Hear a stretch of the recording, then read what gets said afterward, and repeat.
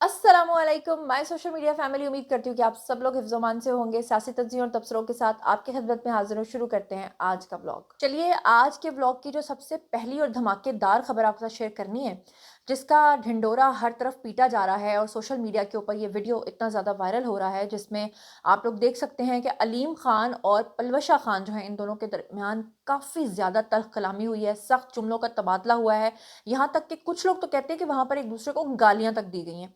और मैं चाहती हूँ, बल्कि आपको स्क्रीन के ऊपर साइड पे चलता हुआ ये वीडियो क्लिप भी नज़र आ रहा होगा, बल्कि आप सुन लीजिए कि एक दूसरे को क्या कुछ कहा, फिर उसके बाद मैं आपको इसकी तफसीलात बताती हूँ।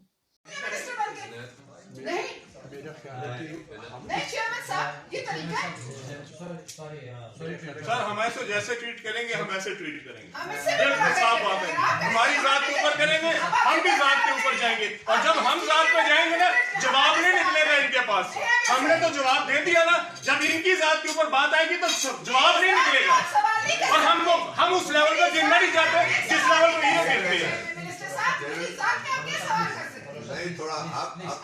ठीक है, I am not a senator on his ticket, I am not bound by उनको क्या अच्छा लगे या बुरा लगे, उन्होंने माजरत की है, लेकिन जो उनका रवैया है उसकी कम अज कम आपको जो है उस पे you should have your reservation. मेरी दरखास्त क्या है? इन्होंने जो कुछ कहना था कह के उसके बाद माजरत कर लो। मैं इससे भी ज्यादा बदतमीज मैं कह सकती हूँ, but I will not, because he is in a position of respect.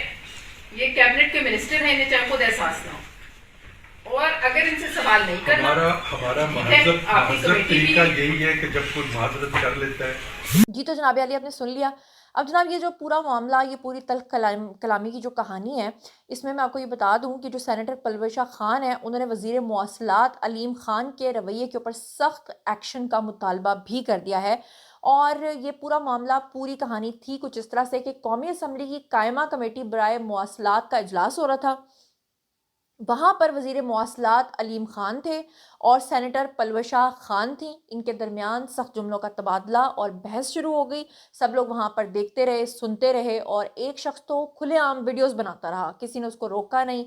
और सख्त कलामी जो होती रही, उसके बाद अलीम खान ने तैश में आकर कहा कि तुम्हारे जो करतूत हैं पलवशा खान को, वो मैं सबके सामने रखूं, और मुझसे इस तरह बात करने की जुर्रत कैसे की है तुमने। जवाब में जब पलवशा खान से इस चीज़ के ऊपर रद्द-ए-अमल मांगा गया, तो उन्होंने कहा कि अलीम खान गुस्सा इसलिए कर रहे थे क्योंकि वो गलत थे। कौमी असम्बली की कायमा कमेटी बराए मवासलात में ये जो सिलसिला शुरू हुआ, तो अलीम खान ने कहा कि सेनेट में मुझ पर हाउसिंग सोसाइटी को फ़ायदा पहुंचाने का इल्ज़ाम लगाया गया। मैं इस सवाल को अपनी ज़ाती तज़लील समझता हूँ। पीपल्स पार्टी की जो सेनेटर हैं जी पलवशा खान, उन्होंने जवाब दिया कि सवाल करना इल्ज़ाम लगाना नहीं होता। आप इस सवाल को इतना ज़ाती नोयत का क्यों समझ रहे हैं।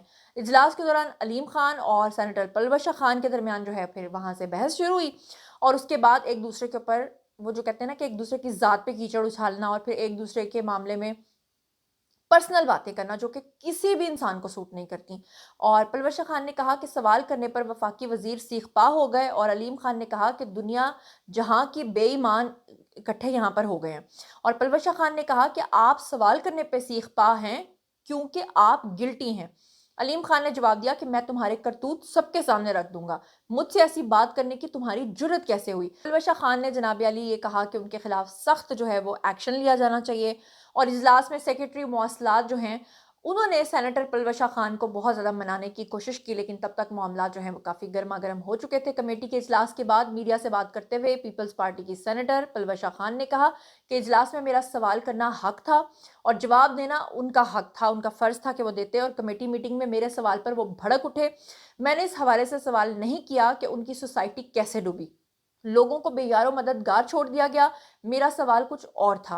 उन्होंने कहा कि सबको ब्लैकमेलर और बेईमान उन्होंने कहना शुरू कर दिया, यानी अलीम खान ने, और वजारत के करतूत IMF की रिपोर्ट में हैं, ये कहना शुरू कर दिया। और ये हुकूमत अपने आप को क्या समझने लगी है, क्या ये डंडे लेकर लोगों को चुप कराएंगे, ये सेनेटर खान को भी चुप कराएंगे, ये MNA को भी धमकियां देंगे, ये उन्होंने कहा। तो जनाब अली, इस तरह से आप लोग मुझे बताइए कि ये जो पूरा क्लिप आपने सुना है, आपने और भी सोशल मीडिया प्लेटफॉर्म्स पे देखा होगा, आपको क्या लगता है कि कौन गिल्टी है? या आपको लगता है कि अलीम खान जो हैं वो इस चीज़ के बड़े अच्छे तरीके से जवाब देकर इस चीज़ को ख़त्म भी कर सकते थे, या क्या आपको लगता है कि उन्होंने गलत तरीके से हैंडल किया? दूसरी तरफ जब पूरी दुनिया ने इस बात को मान लिया है कि पाकिस्तान भारत से जंग जीत गया था, पाकिस्तान ने उनके 8 तैयारे गिराए, उनके नंबर्स भी सामने आ गए हैं, उसके बाद भारत ने अब पाकिस्तान के ऊपर अपना किसी तरह से तो गुस्सा उतारना है। ऑस्ट्रेलिया वाला मामला जो हुआ, वहाँ पे जो एक मुसलमान ने यहूदियों पे हमला किया, उसको भी उन्होंने पाकिस्तान से जोड़ने की नाकाम कोशिश की। उसमें भी जब वो बुरी तरह से पिट गए और पता चला कि वो जो हमला करने वाला शख्स था वो पाकिस्तानी नहीं बल्कि हिंदुस्तानी था, तो उनका प्रोपेगेंडा वहाँ पर भी फ्लॉप हो गया। तो उसके बाद उनके पास जो आखिरी हरबा बचा वो ये था कि पाकिस्तान का पानी ही रोक दें। तो भारत ने जनाब आबी जारहियत करते हुए जो अब नई गंदी हरकत की है वो क्या है कि उन्होंने चनाब के बाद जेहलम और नीलम का पानी जो है वो भी रोक दिया है। और भारत ने दरिया चनाब के बाद दरिया जेहलम और नीलम का पानी ना सिर्फ रोका है बल्कि इसके बायस पाकिस्तान के अंदर आबी सूरत हाल इस वक्त जो है वो तशवीशनाक हो गई है। मुझे लगता है कि खुदा न खास्ता आने वाले दिन जो है वो फिर से कोई एक नई जंग की तरफ इशारा कर सकते हैं, क्योंकि अगर भारत पाकिस्तान के साथ इसी तरह करता है आबी जारियत तो फिर ऑब्वियसली इसका तो यही रिजल्ट निकलेगा। बहरहाल आपको ये भी बता दूं कि इस आबी सूरत हाल के तशवीशनाक होने के बाद मुख्तलिफ दरियाओं में पानी की आमद जो है वो ख़तरनाक हद तक कम हो गई है, जबकि आबी माहिरीन जो हैं वो इसे सिंध तास मुआहदे की खुली खिलाफ वर्जी करार दे रहे हैं और आलमी सालसी अदालत से रजू करने का मुतालबा भी कर रहे हैं। लेकिन मसला यह है कि आलमी सालसी अदालत क्या कर सकती है? वो लोग सिर्फ एक बात कर देते हैं, लेकिन उस पर अमल करना एक मुल्क का फ़र्ज़ होता है जो कि वो नहीं कर रहे हैं। अच्छा, भारत जो अपना ये गुस्सा निकाल रहा है ना, इसके पीछे एक और भी रीज़न है। रीज़न जनाब ये है कि पिछले दिनों जैसे मैंने अभी ऑस्ट्रेलिया की भी एग्जांपल दी आपको और मैंने जंग की भी एग्जांपल दी आपको, एक और एग्जांपल है और वो था पहलगाम अटैक का वाक़या। आपको पता ही है कि भारत ने इसी चीज़ को अपना एक वो बना के जनाब जवाज़ के कहा था कि हम इसलिए पाकिस्तान पे हमला कर रहे हैं क्योंकि पाकिस्तान ने पहलगाम में अटैक किया था।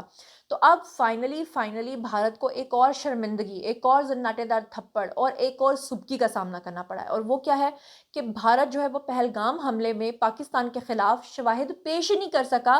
कहाँ पर? यूएनए में। यूएनए में उन्होंने जनाब अपनी रिपोर्ट पेश करनी थी और वो नहीं कर सके, सबूत देने थे, नहीं दे सके। और फाइनली यूएन रिपोर्ट जो है वो मंजर आम पर आई है, जिसमें कहा गया है कि 7 मई को भारत ने पाकिस्तान की हदूद में फ़ौजी ताकत का इस्तेमाल किया, जो अक़वाम मुत्तहिदा के चार्टर की सरीहन खिलाफ वर्जी है। पाकिस्तान भारत के दरमियान हालिया कशीदगी, पहलगाम हमला और 7 मई को भारतीय फ़ौजी कार्रवाई के मुतालिक अक़वाम मुत्तहिदा के ख़ुसूसी माहिरीन जो हैं उन्होंने एक जामे रिपोर्ट जो है वो जारी कर दी है, जिसमें उन्होंने भारत के इक़दामात को अक़वाम मुत्तहिदा चार्टर, बैनुल-अक़वामी क़वानीन और इंसानी हकूक़ की खिलाफ वर्जी करार देते हुए मुतअद्दिद संगीन ख़दशात और एतराज़ात उठाए हैं। अक़वाम मुत्तहिदा के माहिरीन की रिपोर्ट में पहलगाम हमले की शदीद मज़म्मत करते हुए हमले में मुलव्विस अनासर को कैफ़रे किरदार तक पहुँचाने पर जोर दिया गया है। और यूएन रिपोर्ट के मुताबिक पाकिस्तान ने पहलगाम हमले में किसी किस्म के मुलव्विस होने की सख्ती से तरदीद की है। वाक़े की शफ़ाफ़ और गैर जानिबदाराना तहकीकात का भी मुतालबा किया है। यूएन माहिरीन का कहना है कि भारत जो है वो पहलगाम हमले में पाकिस्तान के मुलव्विस होने के कोई ठोस शवाहिद पेश ही नहीं कर सका। उनके पास कोई सबूत था ही नहीं।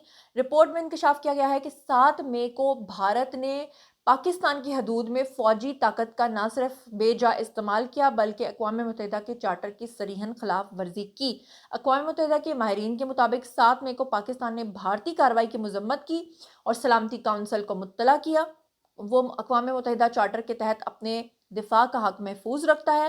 रिपोर्ट में वाज़ेह कहा गया है कि दहशत गर्दी के नाम पर यकतरफा फ़ौजी ताकत के इस्तेमाल का कोई अलग या तस्लीम शुदा हक बैनुल-अक़वामी क़वानीन में मौजूद ही नहीं है। तो जनाब अली, इस तरह से भारत को जो है वो शदीद सुबकी का सामना करना पड़ा है। रिपोर्ट में ये भी जोर दिया गया है कि भारत सिंध तास मुआहदे पर नेक नियति से अमल करे और भारत जो है उसके बारे में कहा गया कि पाकिस्तान के ख़िलाफ़ वो आबी हकूक़ की खिलाफ वर्जी से भी भारत जो है वो बाज रहे और ये जो हरकतें वो कर रहा है, पानी रोक रहा है, इस पामाली से गुरेज करे। लेकिन उसके बावजूद भारत को असर नहीं हुआ और भारत ने फिर वही हरकत की है और हमारे दरियाओं में पानी जो है वो रोक दिया है। अब मुझे ये लगता है कि अगर अक़वाम मुत्तहिदा के क़वानीन के मुताबिक ये लोग अमल नहीं करते तो फिर आने वाले दिनों में ऑब्वियसली जब आप पानी रोक के रखेंगे और फिर जब आपका दिल करे तो अचानक आप इकट्ठा पानी छोड़ देंगे, जिससे पाकिस्तान के अंदर खुदा न खास्ता कोई सैलाबी सिचुएशन पैदा हो जाए, तो उसकी वजह से उससे निमटने के लिए आसिम मुनीर तो ऑलरेडी हमारे जो फील्ड मार्शल हैं कह चुके हैं, فیلڈ مارشل کے ساتھ جو ہے نا ان کو انگلی دکھانے کا کوئی فائدہ نہیں ہے، ان کا ڈنڈا جب آگے سے چلتا ہے نا تو بڑے بڑے جو ہے نا وہ آپ کو پتہ ہی ہے۔ ہاں مزیدار ایک اور بات کہ اس وقت ہمارے فیلڈ مارشل جو ہیں وہ لیبیا کا دورہ کر کے آئے ہیں، اور عاصم منیر کو جو زبردست قسم کا وہاں پہ پروٹوکول مل رہا ہے۔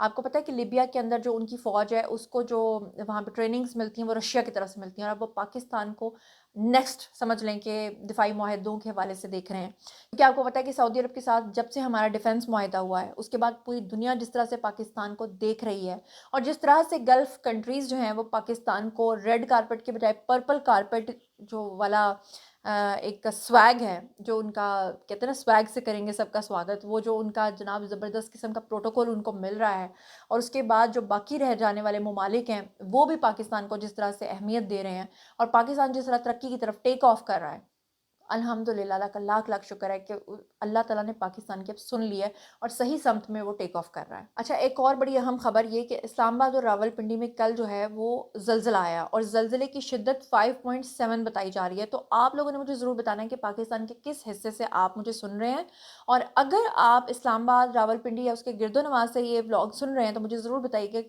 کل وہاں پر کیا سچویشن تھی، اور اس کی جو زلزلے کا جو مرکز ہے وہ کوہ ہندو کش، اور گہرائی جو ہے وہ 12 کلومیٹر چترال اور دیر میں بھی محسوس کی گئی ہے۔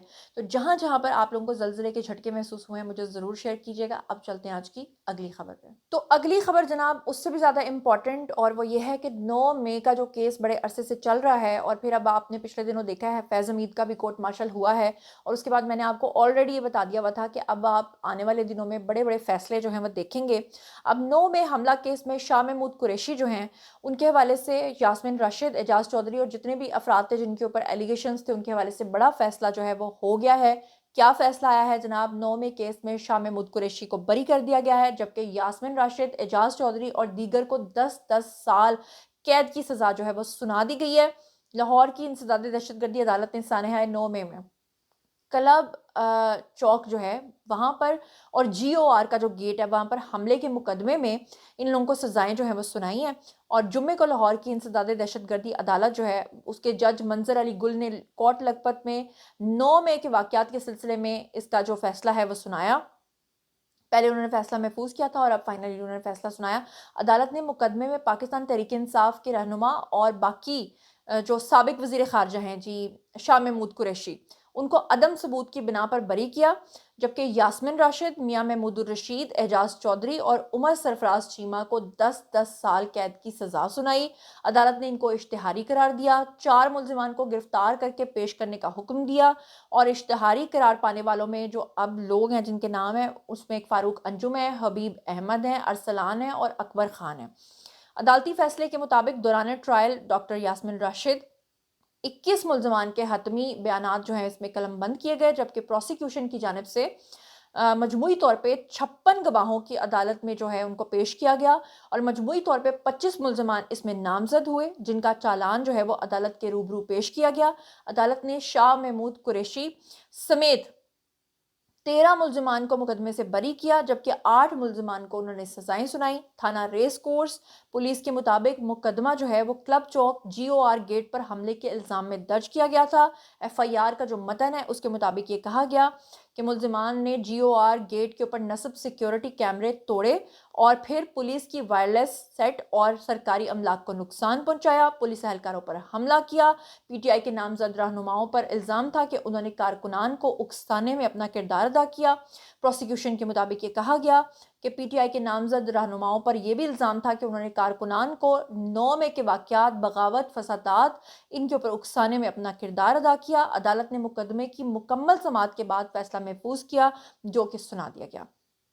9 مئی کے واقعات پر لاہور میں مجموعی طور پر 14 مقدمات جو ہیں وہ اب تک درج تھے، جس میں لاہور کے مختلف تھانوں میں 14 مقدمات جو ہیں اس کی ڈیٹیلز کچھ اس طرح سے ہیں کہ عدالت نے اب تک 5 مقدمات کا فیصلہ سنایا ہے۔ 14 میں سے ابھی تک صرف 5 کا فیصلہ سنایا ہے، باقی ابھی آنا باقی ہیں۔ جولائی 2025 میں 4 مقدمات میں یاسمین راشد، محمود الرشید اور اعجاز چودھری اور عمر سرفراز چیمہ سمیت ان سب کو بھی 10 سال قید کی سزائیں جو ہیں وہ آلریڈی اس کیس میں سنائی گئی تھیں۔ اور 9 مئی کو جناح ہاؤس مسلم لیگ نون کا جو دفتر ہے وہ نظر آتش کرنے کے معاملے میں بھی 14 مقدمات میں سے ایک یہ کیس کا فیصلہ جو ہے یہ بھی جاری کیا گیا تھا، اور جولائی 2025 میں 4 مقدمات کے فیصلے میں پی ٹی آئی کے مقامی رہنما جو ہیں خالد قیوم، ریاض حسین، علی حسن، افضال عظیم، ان کو بھی 10 سال قید کی سزا سنائی تھی۔ تو جناب یہ تھا آج کا ویڈیو، باری ہے جی آپ لوگوں کی، آئیے کامنٹ سیکشن میں اور بتائیے کہ آپ ان تمام چیزوں کے بارے میں کیا سوچتے سمجھتے ہیں۔